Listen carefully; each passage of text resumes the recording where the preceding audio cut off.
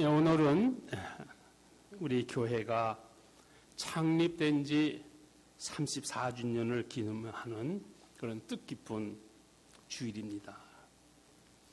34년 전에 한국에서 오신 이상구 목사님, 이 목사님이 우리 바로 근처에 있는 마운트 카멜 침례 교회에서 몇 가정과 함께 교회를 개척하셔서 시작하셨습니다. 그러니까 그것이 우리 교회의 시초가 됩니다.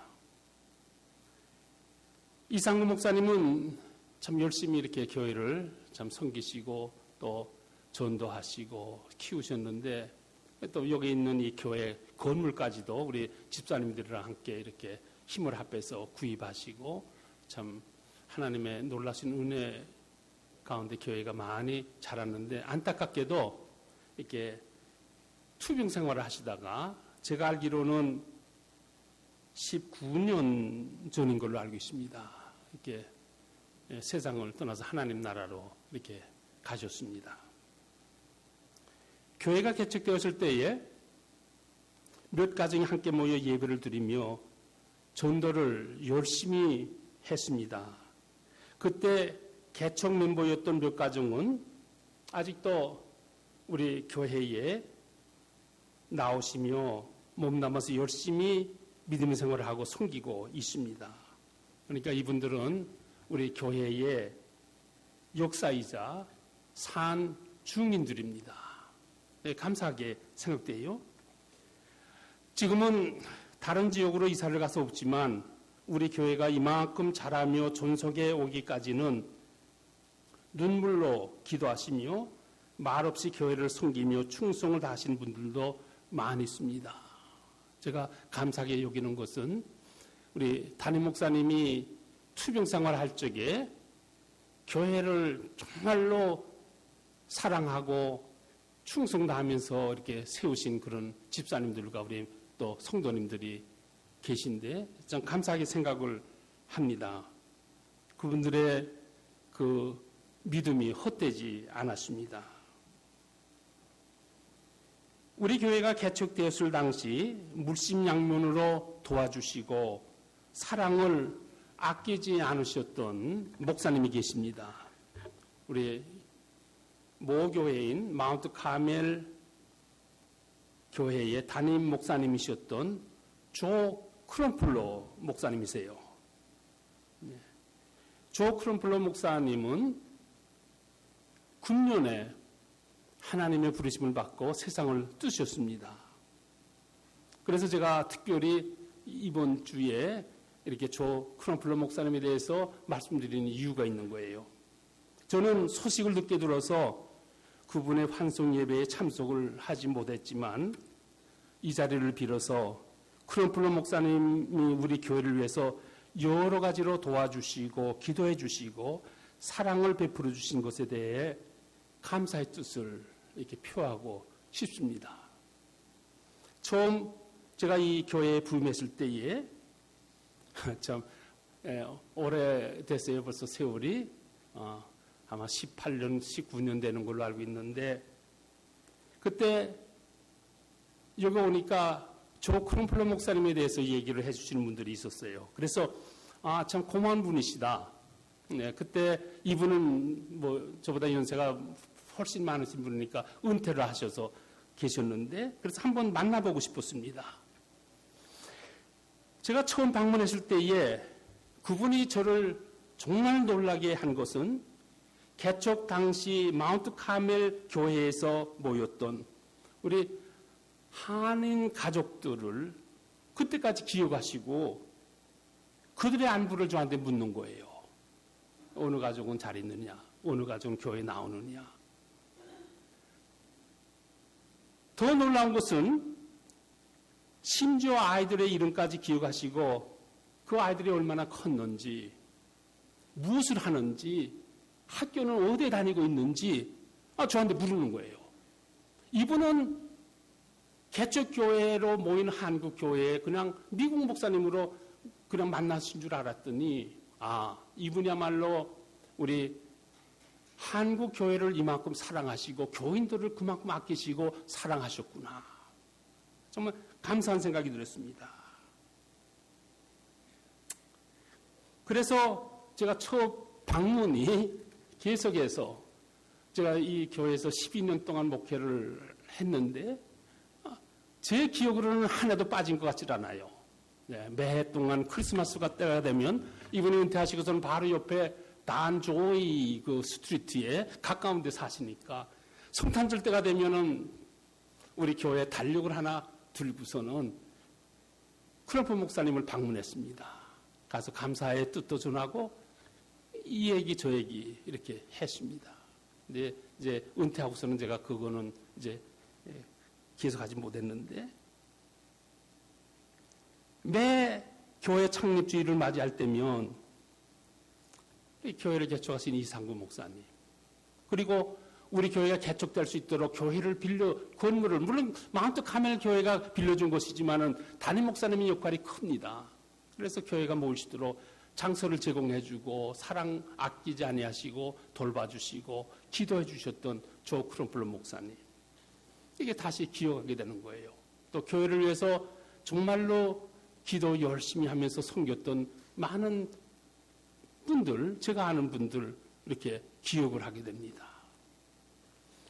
얼마나 감사한지 이 감사의 마음이 더 커지고 더 새로워지는 거예요. 그분들의 그 헌신이 이렇게 헛되지 않았습니다. 또 앞으로 우리 교회가 더 많이 부흥될 줄로 믿습니다. 교회 창립 34주년을 기념하고 감사하며 축하하는 귀한 예배에 더 좋은 목사님을 초청해서 이렇게 더 좋은 말씀을 들을 수도 있었을 텐데 우리 이영훈 목사님이 저한테 전화를 하셔서 이렇게 설교 말씀을 전해주면 좋겠다고 그래서 기쁜 마음으로 감사한 마음으로 그러겠다고 했습니다. 그리고서는 무슨 말씀을 전할까 이렇게 좀 생각을 했습니다. 그러다가 하나님의 말씀인 성경에 대해 설교를 하면 의미 있고 성도님들의 믿음 생활에도 도움이 될 수 있겠다 하는 생각이 들었습니다. 그래서 성경 말씀, 하나님의 말씀에 대해서 이렇게 함께 나눈 시간을 갖기로 이렇게 했습니다. 오늘날 수많은 책들이 세상에 쏟아져 나오고 있습니다. 얼마나 많은 책들이 출판되고 있는지 그것들을 다 읽기는커녕 무슨 책이 출판되었는지 기억조차 할 수가 없습니다. 대부분의 책들은 출판된 것조차 모르는 거예요. 어떤 책들은 잠깐 세상의 얼굴을 비치다가 금방 없어져 버립니다. 그래서 책을 쓰는 사람들과 책을 출판하는 회사들과 책을 파는 서점들은 그 책을 알리고 책을 팔려고 갖가지 방법을 다 동원하고 있습니다. 요즘에 책방에 가면 베스트셀러라는 전시대가 있어요. 제일 많이 팔리는 책들을 소개하는 곳인데, 그래 저도 자연히 그쪽에 가서 기웃거리게 됩니다. 요즘에 무슨 책이 잘 팔리고 있는지, 무슨 책이 이렇게 잘 썼으니까 잘 팔리고 있겠죠. 어떤 책이든지 이 베스트셀러 전시대에 오르기만 하면 출판에 성공했다고 합니다. 그래서 여러 나라 말로 그 책들이 번역이 됩니다. 그런데 아무리 좋은 책이라도, 아무리 인기 있고 잘 팔리는 책이라도 몇 년만 지나면 사람들의 관심에서 없어져 버리는 거예요. 어떤 책들은 필요가 없거나 쓸모가 없어져 버립니다. 세상의 변해감에 따라 새로운 이론이나 원리 혹은 사실들이 쏟아져 나오기 때문에 그렇습니다. 그래서 많은 책들은 세월이 지나면 내용을 수정하거나 추가해서 중보판을 만드는 것입니다. 그런데 성도 여러분, 세월이 흘러도 세상이 변해도 조금도 변하지 않는 책이 있습니다. 하나님의 말씀인 성경책이에요. 성경책. 우리가 다 아는 대로 성경은 하나님의 말씀을 기록한 책입니다. 오늘 본문은 성경에 대해 말하기를 모든 성경은 하나님의 감동으로 된 것이라고 이렇게 우리한테 알려주고 있습니다. 그러니까 성경은 인간의 책이 아니라 하나님의 책입니다. 성경은 우리가 아는 대로 한 권의 책이 아닙니다. 성경은 39권의 구약과 27권의 신약이 합쳐져서 다 합하면 66권의 책으로 엮어진 성경 전서입니다. 신약과 구약으로 나누어져 있습니다. 이 성경은 한 사람에 의해 쓰여진 책이 아닙니다. 40여 명에 넘는 사람들에 의해서 쓰여진 책입니다. 제가 가끔 내가 죽기 전에 책을 한 권 쓰고 죽을까 하는 그런 생각을 할 때가 있는데 이분들이 이렇게 책을 쓴 거예요. 근데 하나님의 감동하심을 받아서 그들의 같은 시대에 태어나 같은 지역에 살면서 함께 만나 이런 책을 쓰자고 의논하고 계획해서 쓰여진 책이 아닙니다. 성경책은 천여 년에 걸쳐서 각기 다른 곳에 살던 사람들에 의해 쓰여진 책들이에요. 그런데 이 성경책은 퍼즐과도 같습니다. 그렇게 쓰여진 60권의 책들을 함께 모아서 맞추었더니 인간을 구원하시려는 하나님의 계획이라는 하나의 구림이 생겨난 거예요. 놀랍잖아요. 하나님께서만 하실 수 있는 놀라운 일이 일어난 것입니다. 더할 것도 뺄 것도 없는 온전하고 완전한 구림입니다. 세월이 지나고 세상이 바뀌어도 하나님의 말씀인 성경은 변하지 않는 것입니다. 도리어 성경은 이같이 자신에 대해서 얘기를 합니다. 내가 이 예언의 말씀을 듣는 각인에게 증거하노니 만일 누구든지 이것들 외에 더하면 하나님이 이 책에 기록된 재앙을 그에게 더할 것이요 만일 누구든지 이 책의 예언의 말씀에서 제하여 버리면 하나님이 이 책에 기록된 생명나무와 및 거룩한 성의 참여함을 제하여 버리리라. 네. 놀라운 말씀이에요. 예수님은 하나님의 말씀인 성경에 대해서 이같이 말씀하셨습니다. 진실로 너에게 이르노니 천지가 없어지기 전에는 율법의 1.1핵이라도 반드시 없어지지 아니하고 다 이루리라. 성경 말씀이 다 이루어진다고 그랬습니다.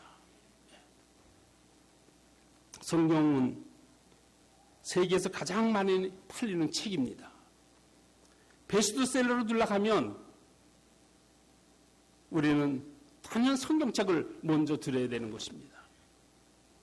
성경책은 세계에서 가장 많은 언어로 번역되고 있는 책입니다. 지금도 많은 성경학자들이 성경 말씀을 언어학자들이 성경 말씀을 여러 다른 언어로 번역하고 있습니다. 이는 세계에 있는 모든 언어와 종족의 사람들이 꼭 읽어야 되는 책이 바로 이 성경책이기 때문인 그렇습니다. 지난 세기에 살았던 G. 캠벨 몰겐은 성서 해석의 대가로 불러줬던 사람입니다. 우리 성도님들은 잘 모르시겠지만 성경을 연구하는 분들은 이 캠벨 몰간 박사님 하면 이분이 이 세상에서 떠나셨지만은 그가 남긴 이름과 업적은 그대로 남아있는 것입니다. 젊었을 때 그는 세상 지식은 많았는데 성경은 자신의 삶과는 별로 관계가 없는 것으로 생각했습니다.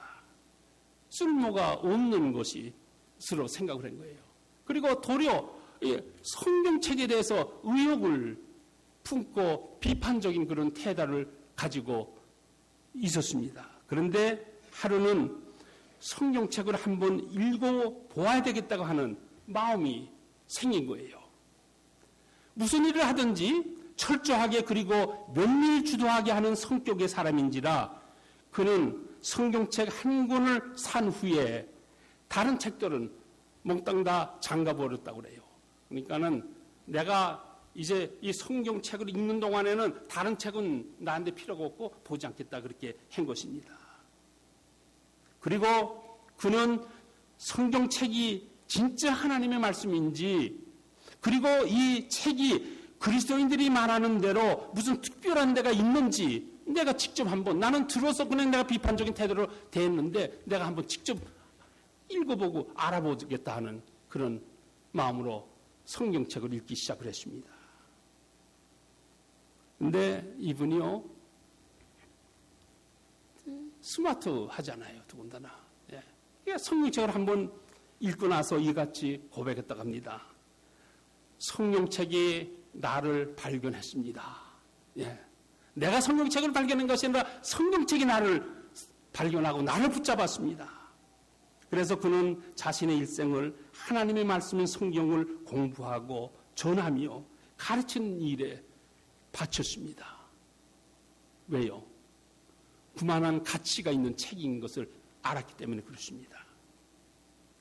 성경책은 우리의 일생을 바쳐 읽고 듣고 공부하며 전하고 가르칠 만큼 중요하고 가치 있으며 필요한 말씀이기 때문에 그런 것입니다. 어떤 익명의 저자는 성경책에 대해 이렇게 말했습니다.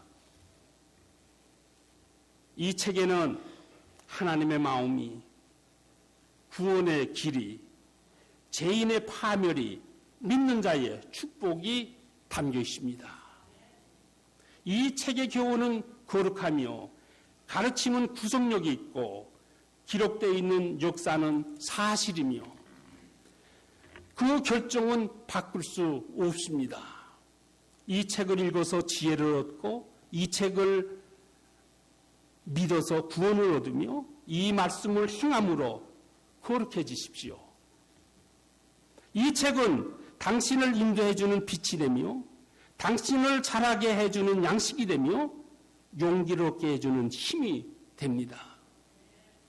이 성경책은 여행자의 지도와 같으며 오늘날로 따지면 GPS죠. 순례자의 지팡이와 같고 조종사의 나침반과 같고 군사의 검과도 같습니다. 이 책에서 낙원이 회복되고 하늘문이 열리며 지옥문이 드러납니다. 이 책의 주제는 그리스도이시고 이 책의 계획은 인간의 구원과 복된 삶이며 이 책의 궁극적인 목표는 하나님을 영화롭게 하는 것입니다. 한번 잘 들어보시고 꼼꼼히 한번 씹어보세요. 이 성경 말씀 얼마나 놀라운 것을 하나님께서 우리에게 주셨는지 알 수가 없는 거예요. 우리 침례교회니까 우리 침례교회는 침례교인의 신앙과 메시지라는 신앙 진술서가 있습니다. 신앙 고백이에요. 물론 그 신앙 고백을 성경보다 낮게 읽는 건 아닌데 성경에 있는 걸 그대로 따서 중요한 것을 골라서 고백을 만드는 것입니다. 그런데 거기에 성경에 대해서는 이렇게 얘기를 합니다. 성경은 성령의 감화를 받은 사람에 의해 기록되었으며 하나님이 인간에게 자신을 계시해 주신 것을 기록한 책입니다. 성경은 하나님의 가르침을 담은 완전한 보고입니다. 성경의 저자는 하나님이시며 목적은 구원이며 어떤 오류도 없는 진리를 그 내용으로 삼고 있습니다. 이게 이제 우리 침례 교인들이 성경에 대해서 고백한 이 고백서예요.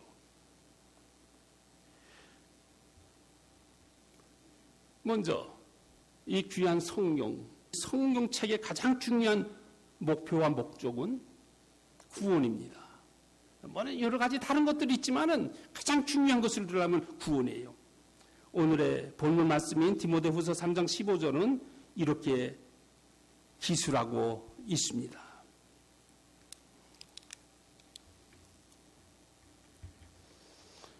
또 어려서부터 성경을 알았나니 성경은 능히 너로 하여금 그리스도 예수 안에 있는 믿음으로 말미암아 구원에 이르는 지혜가 있게 하느니라. 구원에 이르는 지혜가 있게 하느니라.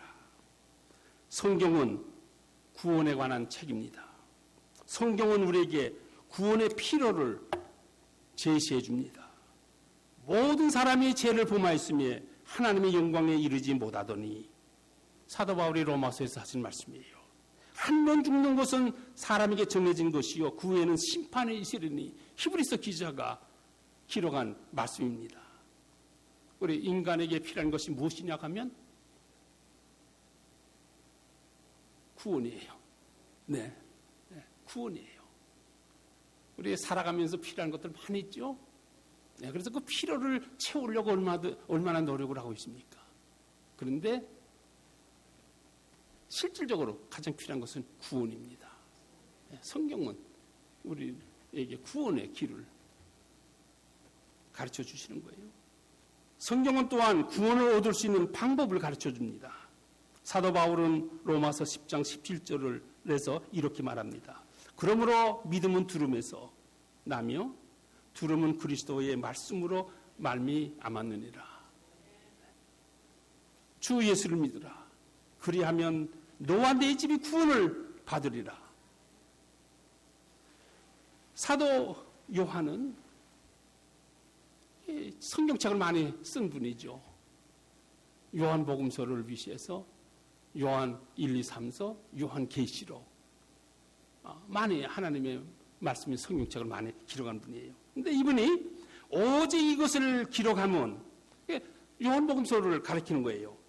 너희로 예수께서 하나님의 아들 그리스도이심을 믿게 하려 하며 또 너희로 믿고 그 이름을 힘입어 생명을 얻게 하려 함이니라. 구원, 생명하고 연결되는 거예요. 새 생명을 얻는 것이 구원이에요. 예. 우리가 구원이 무엇이냐? 예수 그리스도를 믿어서 새로 태어나서 새 생명을 얻는 것이 우리 구원입니다.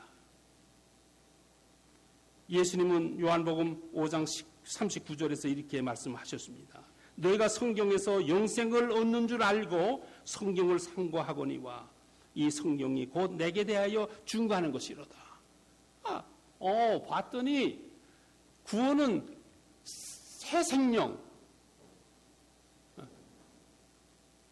얻는 것으로 알았더니 이거 뭐 영생이에요. 이 새 생명은 죽는 것이 아니라, 새 생명은 없어지는 것이 아니라 영원 있는 것이니까 영생으로 표현한 것입니다.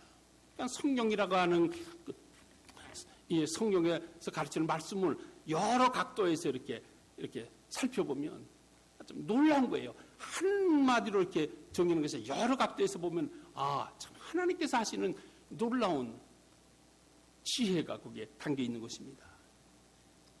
세상에는 꼭 필요하고 귀중한 것들이 많이 있지만 그 모든 것들은 일시적인 것들입니다. 사람들이 중요하게 여기는 건강도 요즘 우리 건강해지려고 얼마나 노력을 합니까? 인사할 때마다 목사님 건강하세요. 예, 건강하시죠? 예, 건강에서 나이가 먹으니까 건강에 대해서 걱정이 되는 것 같아요. 보니까 건강 저뿐입니까? 모두가 다 건강하게 살기를 원합니다. 건강한 걸 큰 축복으로 여깁니다. 이제 축복이에요. 맞는 말이에요. 네, 건강한 건 축복이에요. 네, 행복한 삶이에요. 그러나 이 건강이 아무리 제가 운동을 하고 아무리 음식을 잘 가려 먹고 열심히 돌아간다고 그래가지고 뭐 100년 갈 겁니까? 네? 병 안 들고 잘하면은 혹시 모르죠. 어떻게 될지. 근데 8, 90세 넘기기 힘들어요. 그런데 잘못해가지고 병 들면 이건 뭐 더군다나 이건 말씀이 아니에요. 건강도, 재물도, 권세도, 지식도, 명예도 이 모든 것 다 오래가지 않습니다. 한번 지나놓고 돌이켜보세요. 우리 젊은 분들은 이게 굉장히 귀중하고 이걸 쌓으려고 막 밤잠을 안 자고 막 노력하시겠지만 그게 나쁘다는 것이 아니라 제가 지적해드리는 것은 오래가지 않는다고 하는 거예요. 오래가지가 않아요. 낡아져요. 나중에는 없어지는 것들입니다. 세월이 지나면 다 낡아지고 없어져 버립니다. 다 잃어버리게 됩니다. 일생을 바쳐 땀 흘리며 쌓아놓았던 것들, 그 모든 걸 잃게 되면 무엇만 남는지 아세요? 큰 상실감이에요. 나중에 우리 인간의 마음속에 모든 것을 정리해서 결산하면 남는 것은 큰 상실감입니다. 어떻게 살았든지 간에 잘 살았던 못 살았던 성공적인 삶을 살았던 실패의 삶을 살았던 간에 남는 것은 상실감이에요. 그런데 성경은 그 같은 세상에 사는 우리들에게 영원한 것을, 변하지 않는 것을 약속해 주는 거예요. 영원한 생명과 영원한 하늘나라를 바라보게 해주시고 그것을 약속해 주시고 그것을 얻게 해주시는 것이 성경책입니다. 그래서 사도 바울은 사람들에게 경건에 이르도록 내 자신을 연단하라, 이렇게 얘기를 하면서 육체의 연단은 약간의 유익이 있으나 경건은 범사에 유익하니 금생과 내생에 유익이 있느니라. 세상의 다른 것들은 금생에 유익된 것들이에요. 금생에 꼭 필요한 것들이고 금생에서 귀중한 것들이고 금생에서 성공적인 것들이에요. 그런데 내생의 것들은 아무 관계가 없는 거예요. 그런데 성경 말씀대로 우리가 믿음 생활을 잘 하시면 이 세상에서도 축복 받으시고 저 세상에 가서도 축복받는 놀라운 축복을 얻으실 줄로 믿습니다. 하나님의 말씀은 우리를 변화시켜주는 힘이 있습니다. 변하는 것. 오늘 본문 말씀인 디모데후서 3장 16절과 17절은 이렇게 기록하고 있습니다. 모든 성경은 하나님의 감동으로 된 것이로 교훈과 책망과 바르게 함과 의로 교육하기에 유익하니 이는 하나님의 사람으로 온전하게 하며 모든 선한 일을 행할 능력을 갖추게 하려 함이니라. 한번 이렇게 잘 그 뜻을 생각해 보면 놀라운 진리가 그 말씀 안에 담겨 있습니다. 이스라엘의 두 번째 왕이었던 다윗은 하나님의 말씀에 귀중한 것을 알았던 분이에요. 지금 이 다윗 왕, 저는 다윗 왕에 대해서 이렇게 성경 말씀을 통해서 이렇게 공부하면 할수록 참 이분은 놀라운 분이었다. 참 놀라운 분이었다. 그런데 이분이 하나님의 말씀에 대해서 이렇게 얘기를 합니다. 여호와의 율법은 완전하여 영혼을 소송케 하고 여호와의 준권은 확실하여 우둔한 자로 지혜롭게 하며 여호와의 교훈은 정직하여 마음을 기쁘게 하고 여호와의 계명은 순전하여 눈을 받게 하도다. 우리의 영의 눈을 뜨게 해 주십니다. 하나님의 말씀은 우리를 깨우쳐 주고 가르쳐 주며 꾸짖어 주고 바로잡아 주고 경고해 주며 지혜와 믿음으로 자라나게 해 주는 거예요. 그래서 우리가 성경 말씀을 읽을 때에 하나님의 말씀이니까 읽는다 그런 생각으로 읽으시는 게 아니라 이 하나님의 말씀인 성경이 나에게 뭐라고 말씀해 주시는 건가?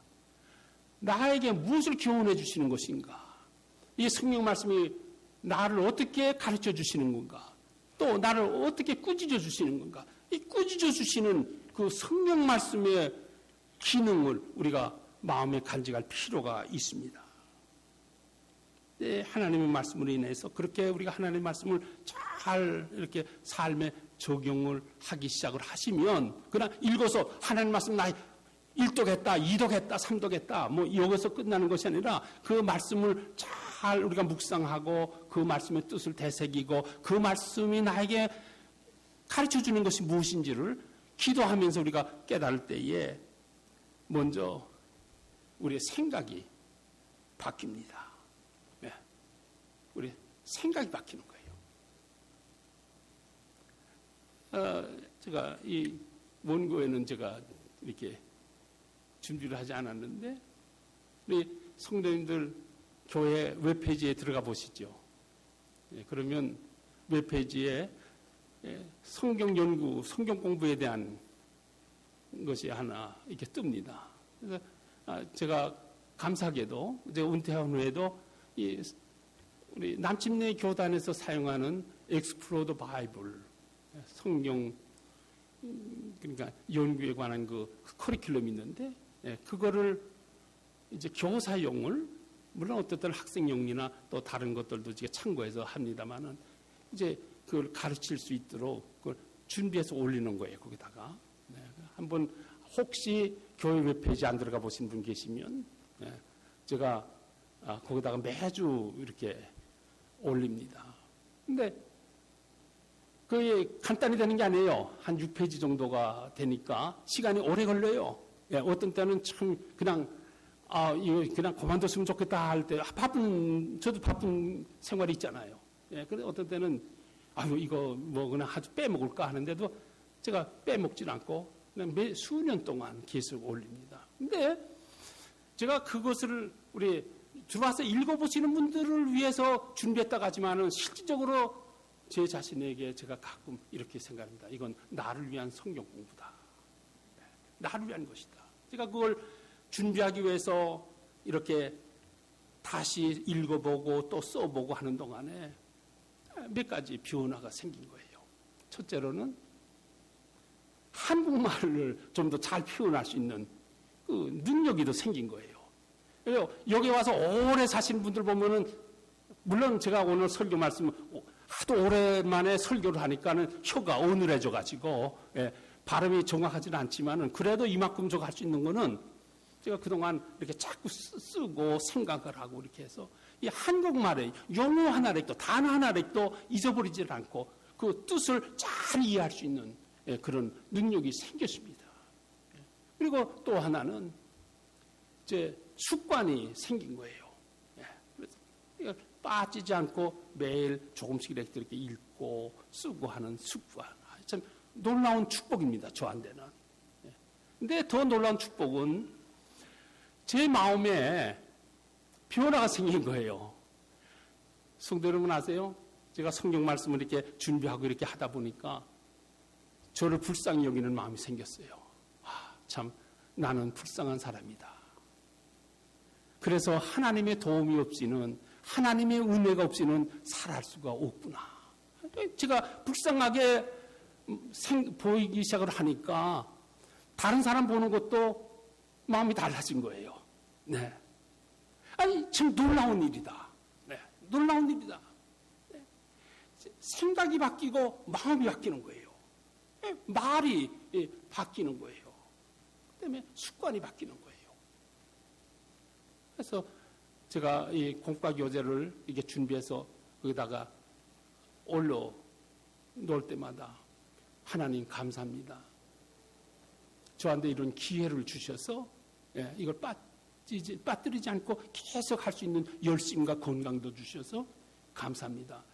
은퇴하고 나서 그 정도의 마음으로 이렇게 생활할 수 있으면 축복 아니에요? 그렇죠? 만약에 카우치 뭐라 그래요? 포테이토라고 그래요?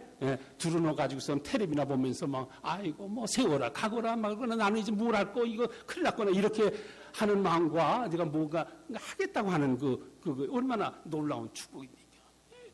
놀라운 축복이에요. 하나님의 말씀을 통해서 생긴 축복이에요. 근데 더 놀라운 것은 가치관이 변하는 거예요. 가치관. 무엇을 더 가치 있게 생각하느냐. 이게 성도 여러분, 하나님의 말씀을 공부하면서 세상을 보는 안목, 세상을 보는 마음, 세상의 가치관이 바뀐다 하면 이보다 더 놀라운 축복이 없을 줄로 믿습니다. 부모와 자녀 관계 속에서 가장 신비한 것을 들러가면 닮았다고 하는 사실입니다. 닮았다.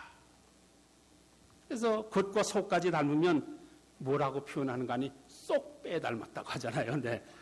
제가 이것도 자꾸 번역을 하다 보니까 그런 말을 잊지 않고 쓰는 거예요. 네. 참 놀라운 축복이에요. 그리스도인들은요, 예수님을 닮아가는 사람들이에요. 신학적인 용어로 예수님을 닮아가는 삶을 뭐라고 하는가 하면 성화의 삶이라 그럽니다. 영어로 sanctification이라고 해요. 점점 더 거룩해지는 것입니다. 점점 더 예수님을 닮아가는 생활이에요. 우리 믿음 생활 속에서 가장 축복된 요소를 들러가면 예수님을 닮아가는 삶입니다. 그래서 예수님을 바라보십시오. 예수님의 말씀을 들으십시오. 그리고 예수님을 닮아가기를 힘쓰십시오. 사도 베드로는 그것을 이렇게 표현했습니다. 오직 너희를 부르신 거룩한 이처럼 너희도 모든 행실에 거룩한 자가 되라. 모든 행실에 거룩한 자가 되라. 예수님은 십자가의 처형을 앞에 두고 겟세마네 동산에서 마지막 기도를 하셨을 때에 제자들을 위한 기도를 하셨습니다. 세상을 위한 기도도 하시고 자신을 위한 기도도 하시고, 근데 제자들을 위해서 기도하실 적에 이렇게 기록한 것을 기록했어요. 그들을 진리로 거룩하게 하옵소서. 아버지의 말씀은 진리니이다. 그러고 보니까 우리가 거룩해지는 삶이 이렇게 중요하고 거룩해지고 싶은데 거룩해지는 방법이 무엇일까 하고 고민을 하고 이렇게 노력을 했더니 성경이 나한테 가르쳐 주기를 하나님의 말씀이 진리인데 진리로 거룩하게 해주십시오. 여러 성도님들이 이렇게 깨달으실지 깨닫지 못하실지 모르지만 하나님의 말씀을 계속해서 읽고 묵상하고 그 말씀을 들으면 예수님을 닮아가는 것입니다. 예수님을 닮아가는 성도, 이보다 더 큰 축복이 없을 줄로 믿습니다.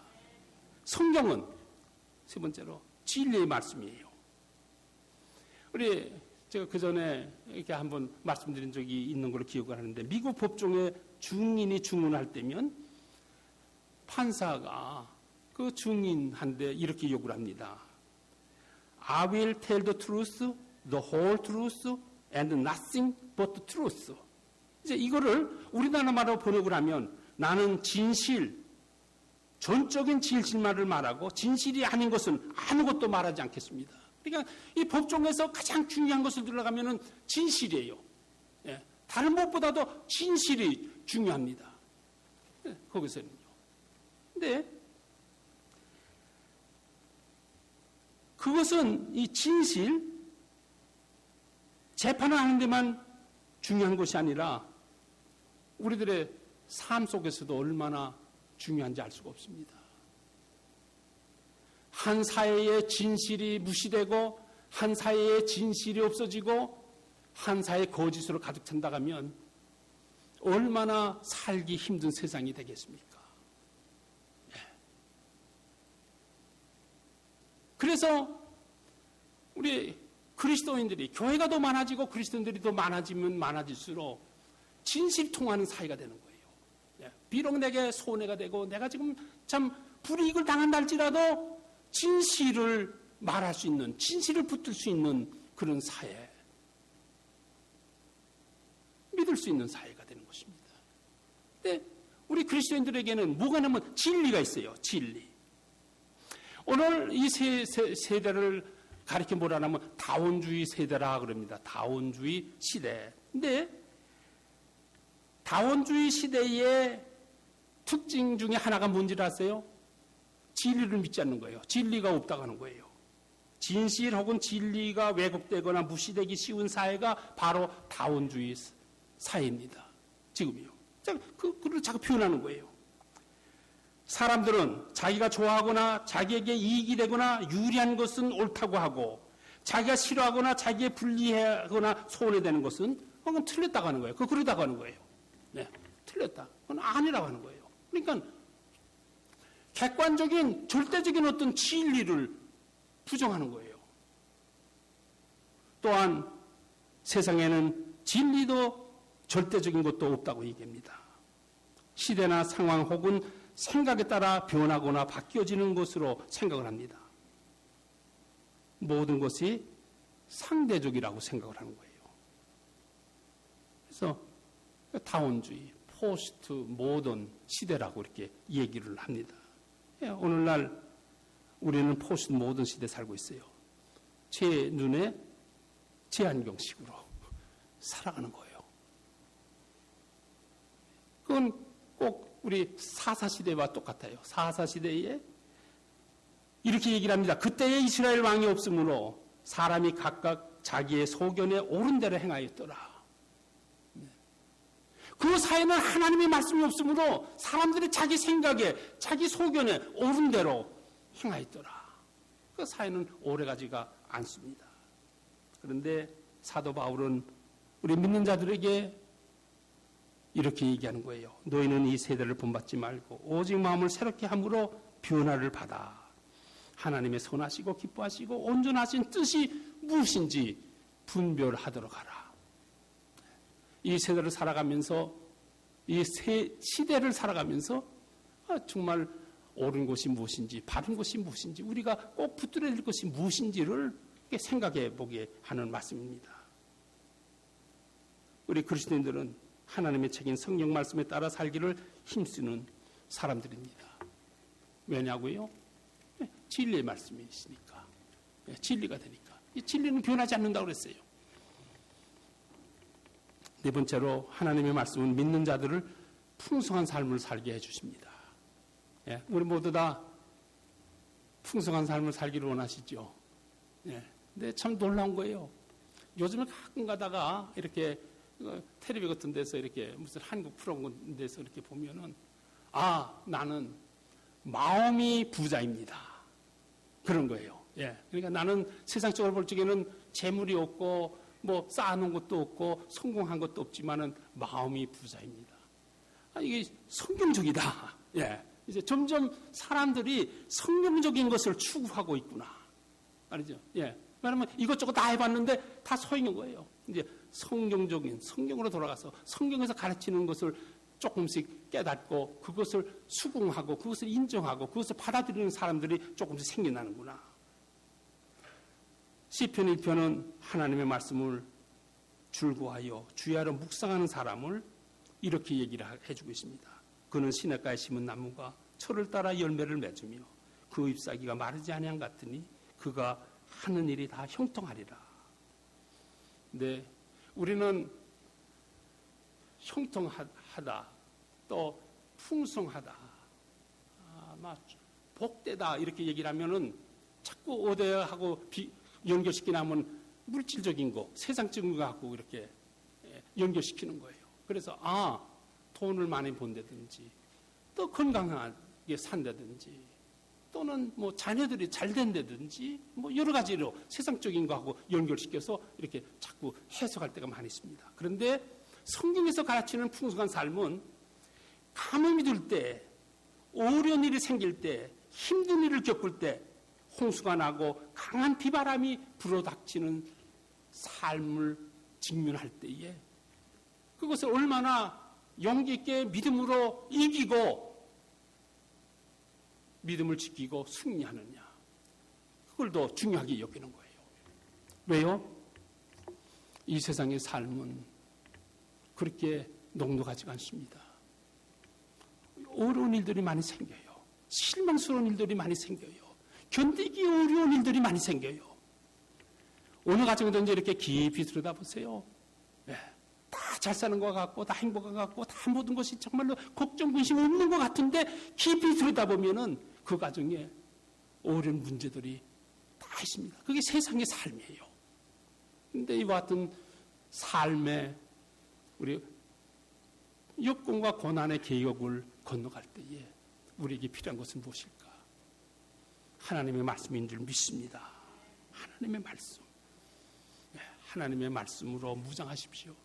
하나님의 말씀을 붙들고 어려운 일들을 헤쳐나가고 또 신앙을 지키는 성도님들이 되시기를 축원드립니다.